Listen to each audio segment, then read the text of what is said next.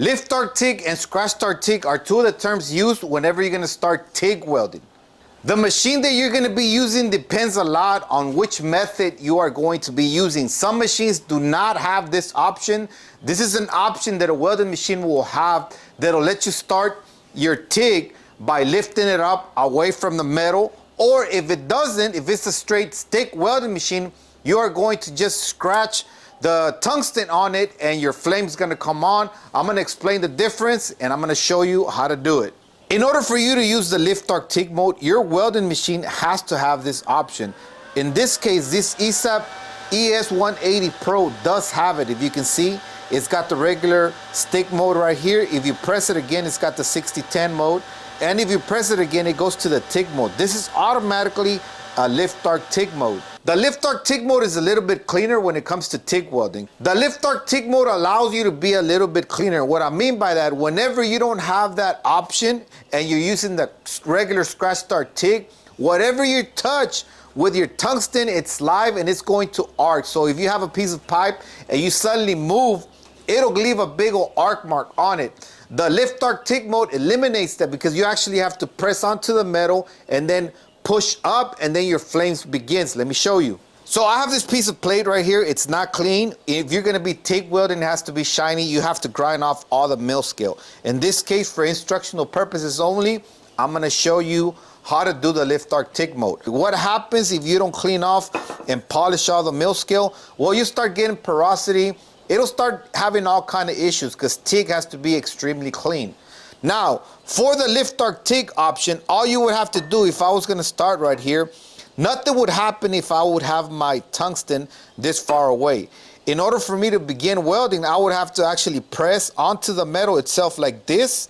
And once it makes contact and I move it up, the flame will start going. I have everything plugged in. I'm gonna show you what's going to happen. In order for you to use the lift arc TIG mode, you actually have to press the tungsten onto the base metal. So what you do is you bring it in, you push it down, nothing is happening right now until I lift up and the flame starts igniting and you can begin to weld. Now notice when I stop welding, nothing excessive happens. The light just completely comes off. Now if I was to accidentally touch the metal, you notice how it doesn't start. It's not arcing out or nothing. That's because there has to be a moment where you actually press down on the metal and then lift up and that flame will ignite. But if you're just moving your TIG rig around and you accidentally touch something, it doesn't arc out. Again, the lift arc TIG mode has to be an option on your welding machine. Machines like the SA200, the Classic 300, really don't have that option. But if you go into the Vantage or you go into the Miller Pipe Pro or even the Miller Pro, it does have that option where you actually see that it says lift arc TIG. You would just move a switch over to that and you could use this method. Now for the scratch start TIG mode, if you have an SA200, if you have a straight stick welding machine that doesn't have all these bells and whistles, usually the older machines do not have this option, but you can still do this. Even in the power plants when you go, you'll find these big old 8 banks, old school. Back in the day they had them, I don't know if they still have them now. And they were straight stick. All you would have to do is reverse polarity, and this is how you would start. The scratch start TIG, I'm gonna go ahead and move it over to regular stick right here. Even if I was to put it in the 60-10 mode, that same thing is going to happen.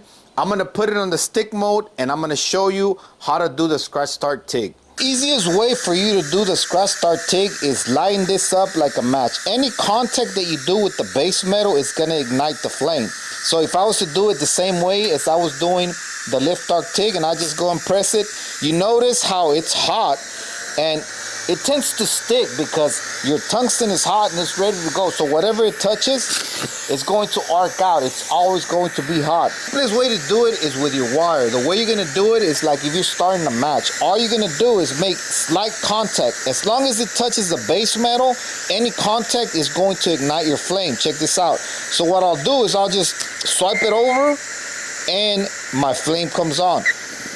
Now notice that it doesn't stop, it keeps going. And that's one of the things that happens whenever you're doing scratch start TIG. It'll shoot all kind of BBs everywhere. It'll stain your pipe all over the place. So it's always good, a good practice for you to kind of stay in the bevel and slowly come out. Now I'll do it again. Check this out. All you're gonna do is swipe it over and the flame starts going, starts burning. You could begin to weld. If you're gonna be doing TIG welding, these are the two methods that you can use to ignite your flame and begin welding. Now, which one do I prefer? I prefer the lift start TIG because it does keep things a little bit cleaner and it keeps you safe from arcing all over the place.